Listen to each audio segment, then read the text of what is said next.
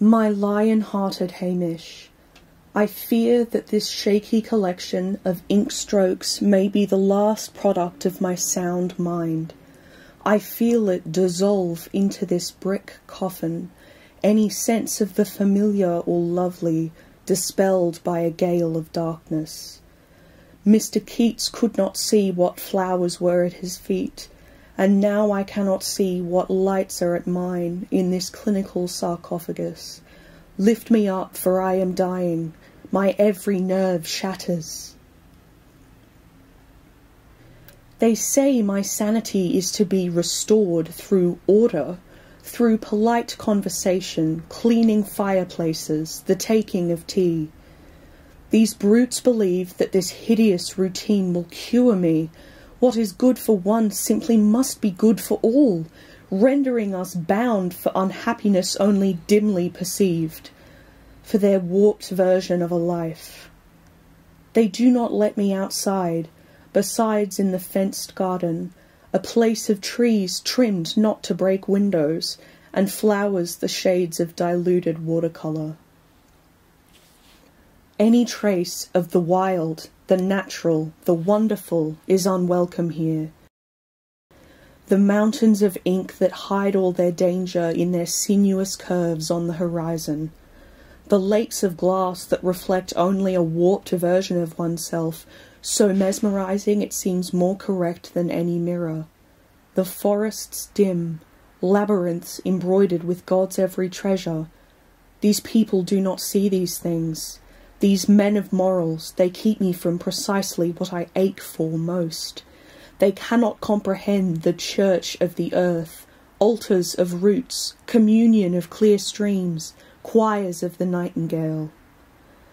And so only I deteriorate in the name of their science and reason, my swimming sense and vision no longer able to conjure anything but the most torturous apparitions to worsen my entrapment.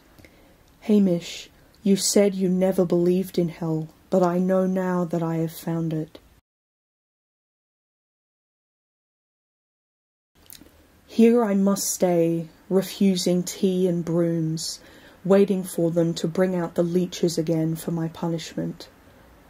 I have screamed such that these walls now hold misery in their bricks.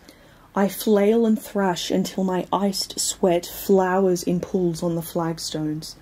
They do not know how they torture me, revoking all the bittersweet memories of the world in the name of verdant health. I shall choke on all this virtuosity. My thoughts rot to black, and I no longer know what is real. There is one only that shall not leave, one of these waking nightmares that stalk my shadow. A girl in crimson. She is always present, but never there. I know not if her gown is blood-coloured, or whether life's elixir actually stains her. I close my eyes and see her face, only to open them and feel as though she is with me, always out of sight. I am too tormented to sleep, and too exhausted to stay awake. Am I seeing her because I cannot sleep, or can I not sleep because she haunts me? In vain I have tried to make sense of her, and still she stays. This is why I lose my mind.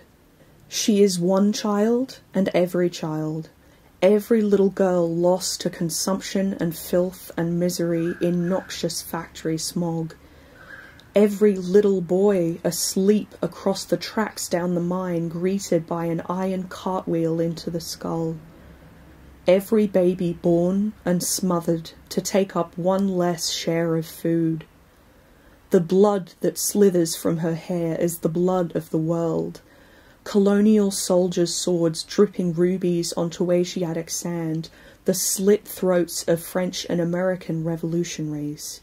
Her blood is our blood.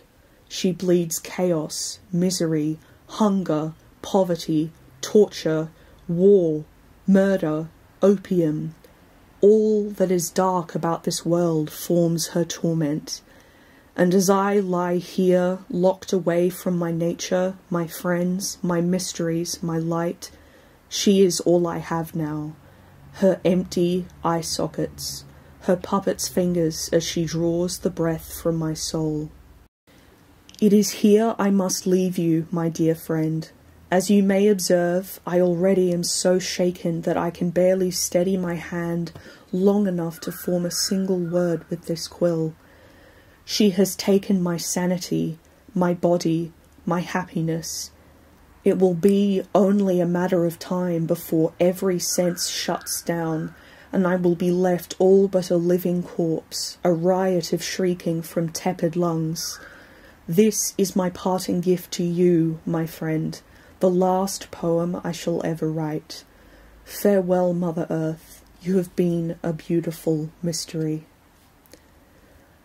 At purple bruised sunset, there's a breath in my ear, a mind-splintering sigh that tells me she's here.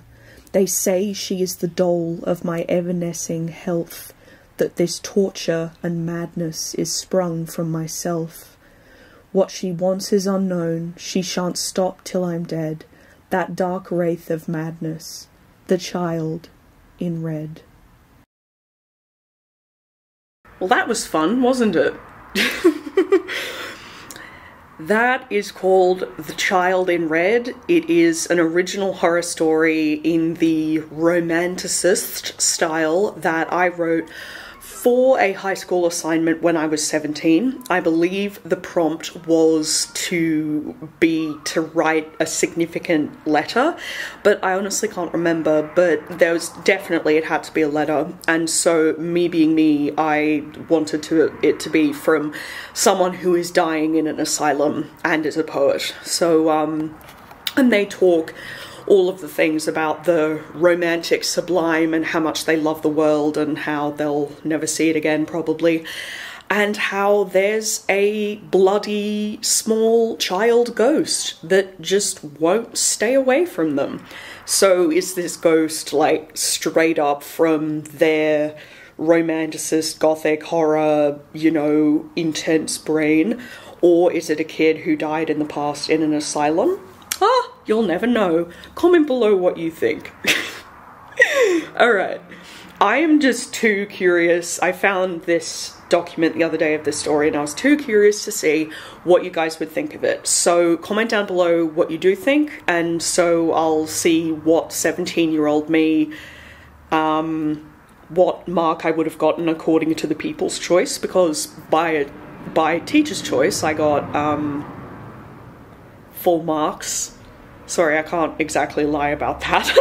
But if it sucks, tell me and we'll have an interesting conversation. So, subscribe for more Vlogoween, more creative writing, which I love to give you. I love writing very much. I want to do some video essays and reviews and things like that I've got coming up. This Vlogoween, we've also got craft and vlogs and witchy stuff, and it's all a good time. So subscribe if you want all of that, and remember, I love you, keep going.